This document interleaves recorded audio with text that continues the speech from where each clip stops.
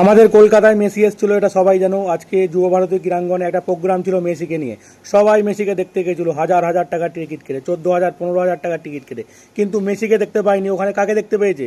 ক্রীড়ামন্ত্রীকে দেখতে পেয়েছে। আর আমাদের এই যে রাজুদা, পরোটা, তারপরে আরও কিছু মানুষ, এই যারা ইউটিউবার রয়েছে, যারা এই তৃণমূলের কিছু লোক রয়েছে পার্টির, তাদের ঘরে দেখতে পেয়েছে। মেসিকে কেউ দেখতে পায়নি। সেই জন্য কি হয়েছে? প্রচুর পরিমাণে ভাঙচুর হয়েছে।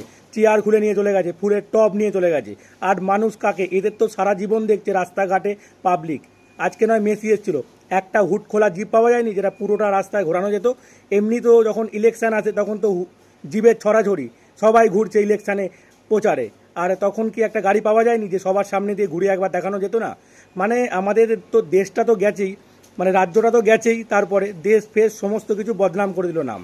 মানে আর কত কি বদনাম হবে সিরিয়াসলি আমরা জানি না। বদনাম এইভাবে হতেই থাকবে। মেসি মনে হয় আর আসবে না, এটাই মনে হয় লাস্ট। তার কারণ যা দেখতে পেয়েছে ও, এরপরে মনে হয় কোনো দিন আর্জেন্টিনা থেকে আমাদের এই ভারতবর্ষে আর কোনো দিন আসবে না।